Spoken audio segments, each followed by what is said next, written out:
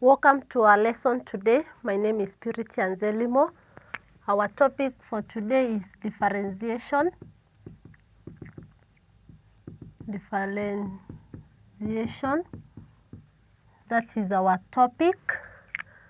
And before I introduce what we are going to cover during this lesson, I would just like to do a review of what we covered in the previous lesson, whereby we were looking at how to identify the stationary points.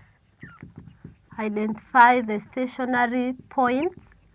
And just to remind you, when we talk of a stationary point, is a point where the gradient is equal to 0.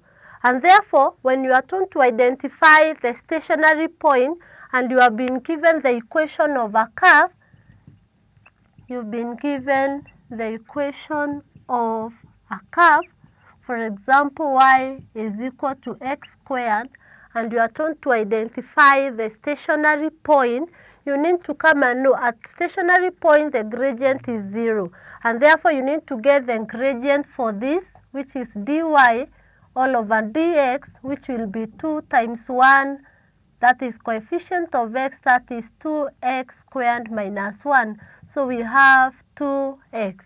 So that is the gradient function, and therefore we come and equate 2x to 0 because the gradient at stationary point, at this stationary point, the dy all over the dx is 0. So we find that our x therefore will be 0 over 2. That is by dividing 2 on both sides. We have 2x by 2 by 2.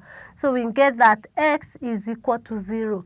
So when you now want to get the point, because we said a point will be shown by both the x and the y coordinate. So we have when x is 0, therefore when x is 0, y should be equal to y is equal to x squared. And therefore this will be y is equal to 0 squared, that is 0. 0 squared is equal to 0. And therefore the stationary point for this, the stationary point is 0, 0. We have x 0 and y 0. That is the stationary point. And again, we see now when we want to get the nature of the stationary point, when you want to get the nature of the stationary